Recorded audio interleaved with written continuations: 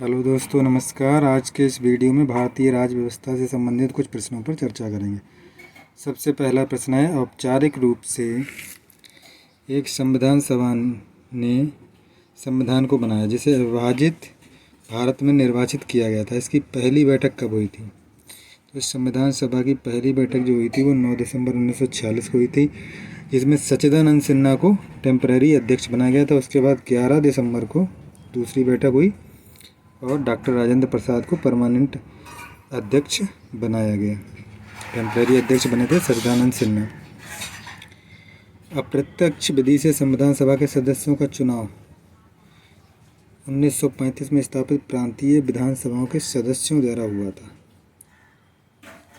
अगला है, संविधान सभा की रचना लगभग किस योजना के अनुसार हुई जिसे ब्रिटिश मंत्रिमंडल की एक समिति ने प्रस्तावित किया था? तो ये था कैबिनेट मिशन। अगला, संविधान सभा द्वारा स्थापित मौलिक अधिकार, अल्पसंख्यकों एवं जनजातीय और अपवर्जित क्षेत्रों संबंधी सलाहकार समिति के अध्यक्ष कौन थे? ये थे सरदार वल्लभ भाई पटेल। वह कौन राष्ट्रवादी नेता था जो जून 1925 में केंद्रीय विधानसभा का अध्यक्ष यानी स्पीकर रहा? पहले उसका नाम केंद्रीय विधानसभा था, जिसे अब लोकसभा कहते हैं। विट्ठल भाई पटेल। राज्य पुनर्गठन आयोग के अध्यक्ष कौन थे? राज्य पुनर्गठन आयोग के जो अध्यक्ष थे फजल अली। भारत में सार्वजनिक मताधिकार के आधार पर प्रथम चुनाव कब हुए? ये हुए 1952 ईस्वी में।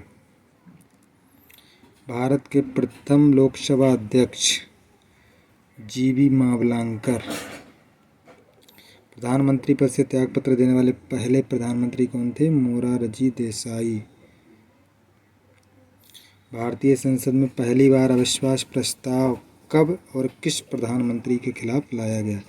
तो पहली बार अविश्वास प्रस्ताव 1963 में तत्कालीन जो प्रधानमंत्री जवाहरलाल नेहरू थे उनके खिलाफ लाया गया था, लेकिन वो पास नहीं हुआ था। जवाहरलाल नेहरू के बाद भारत के प्रधानमंत्री कौन बने? जवाहरलाल नेहरू की मृत्यु के बाद गुलजारीलाल नंदा को केयर टेकर प्रधानमंत्री 27 मई 1964 को बनाया गया था, लेकिन उसके बाद लाल बहादुर शास्त्री को परमानेंट रूप से बनाया गया। ये केयर टेकर प्रधानमंत्री बने थे गुलजारीलाल नंदा। भारतीय संसद की सबसे बड़ी समिति कौन सी होती है? प्राक्कलन समिति, जिसमें लोकसभा और राज्यसभा के दोनों के सदस्य होते हैं। संविधान का कौन सा अनुच्छेद साफ साफ कहता है कि आरक्षण जैसी नीति को समानता के अधिकार के उल्लंघन के रूप में नहीं देखा जाएगा? यानी जो आरक्षण दे रहे हैं तो उसे समानता के अधिकार का उल्लंघन के रूप में नहीं मान सकते। तो यह संविधान का अनुच्छेद 16 का क्लॉज 4। कौन राज्यसभा का सदस्य होते हुए लोकसभा की कार्यवाही में भाग ले सकता है? कोई भी मंत्री जो है वो अगर राज्यसभा का सदस्य है तो वो लोकसभा के कार्यवाही में भी भाग ले सकता है अगर वो मंत्री है कैबिनेट में, केंद्र में। तब संविधान के किस अनुच्छेद में जीवन और दहेज स्वतंत्रता का संरक्षण प्रावधान है, जिसके अनुसार किसी व्यक्ति उसको प्राण या दहेज स्वतंत्रता से विधि द्वारा स्थापित प्रक्रिया के अनुसार ही वंचित किया जाएगा, अन्यथा नहीं? विधि द्वारा स्थापित प्रक्रिया का मतलब अगर किसी को मृत्युदंड दिया जाता है तो उसे उससे वंचित किया जा सकता है। और इसमें केवल प्राण दहेज स्वतंत्रता है जो अनुच्छेद 21 में, इसमें बहुत सारी चीज़ें भी इसमें शामिल की गई। सुप्रीम कोर्ट ने समय समय पर अपने निर्देशानुसार। संसद की स्थायी समिति के सदस्यों को लोकसभा एवं राज्यसभा से किस अनुपात में लिया जाता है? तो ये है क्रमशः लोकसभा से 2 और राज्यसभा से 1 के अनुपात में। अगला है, डॉक्टर अंबेडकर ने किस मौलिक अधिकार को संविधान का हृदय और आत्मा कहा? तो ये था संवैधानिक उपचारों का अधिकार, अनुच्छेद 32। प्रोटेम स्पीकर का कर्तव्य क्या होता है? जब कोई भी विधानसभा या लोकसभा नवनिर्वाचित होती है तो इसमें प्रोटेम स्पीकर पहले चुना जाता है। वो सभी सदस्यों के लिए शपथ दिलाता है। उसके बाद जो परमानेंट जो लोकसभा स्पीकर या विधानसभा अध्यक्ष जो होता है वो चुना जाता है। राज्य में विधानसभा अध्यक्ष और सेंटर में लोकसभा अध्यक्ष चुना जाता है, लेकिन पहले प्रोटेम स्पीकर चुना जाता है।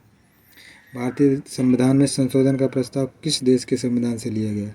तो संशोधन का प्रस्ताव दक्षिण अफ्रीका के संविधान से लिया गया। समेकित निधि पर प्रभारित व्यय को बढ़ाने की शक्ति किसे प्राप्त है?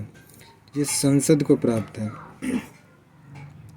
लोक लेखा समिति अपनी रिपोर्ट प्रस्तुत करती है। किसको प्रस्तुत करती है? लोकसभा के स्पीकर को।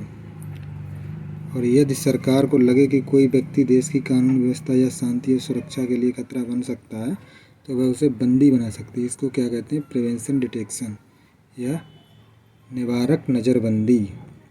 भारतीय संसद किस रीति से प्रशासन पर नियंत्रण करती है? संसदीय बहुत सारी समितियों के माध्यम से ये जो सरकार है उस पर नियंत्रण करती है। भारतीय संविधान में कौन सा एक हिस्सा है जिससे न्यायपालिका द्वारा लागू वाद योग्य नहीं कराया जा सकता, यानी न्यायपालिका द्वारा लागू नहीं कराया जाए, जो वाद योग्य नहीं है? तो यह है नीति निर्देशक तत्व। अनुच्छेद 36 से 51। संविधान के किस भाग में संघीय न्यायपालिका का उल्लेख है? संघीय न्यायपालिका का उल्लेख भाग 5 में है। भारतीय संविधान में समता का अधिकार 5 अनुच्छेदों द्वारा प्रदान किया गया। तो वो अनुच्छेद कौन से हैं? अनुच्छेद 14 से 18 के बीच में समता या समानता का अधिकार दिया है। प्राक्कलन समिति का गठन 1950 में किसकी सिफारिश से किया गया था? तो जो 1950 में तत्कालीन वित्त मंत्री जो थे जॉन मथाई, उनकी सिफारिश। किसी राज्य के उच्च न्यायालय के न्यायाधीशों के वेतन एवं भत्ते का संबंध किससे होता है? वेतन और भत्ते का संबंध राज्य की लोक लेखा निधि से होता है। लोकसभा में किसी विधेयक को धन विधेयक के रूप में कौन प्रमाणित करता है? कौन कहेगा, बताएगा कि यह धन विधेयक है? अगर कोई विवाद उत्पन्न होता है तो उस पर निर्णय लोकसभा अध्यक्ष करता है कि भाई ये धन विधेयक है या नहीं है। अगर लोकसभा अध्यक्ष कहता है धन विधेयक है तो वो धन विधेयक है। अगला है संविधान के किस अनुच्छेद में मंत्री परिषद की नियुक्ति व पदच्युति का प्रावधान? यानी मंत्री परिषद की गठन किया जाता है, उसी में उसको पद से हटाने का भी प्रावधान है। तो जो अनुच्छेद 75 जो है वो मंत्री परिषद के गठन, प्रधानमंत्री का भी इसमें वर्णन है, प्रधानमंत्री का भी चुनाव कैसे होता है वो भी इसी में दिया हुआ है।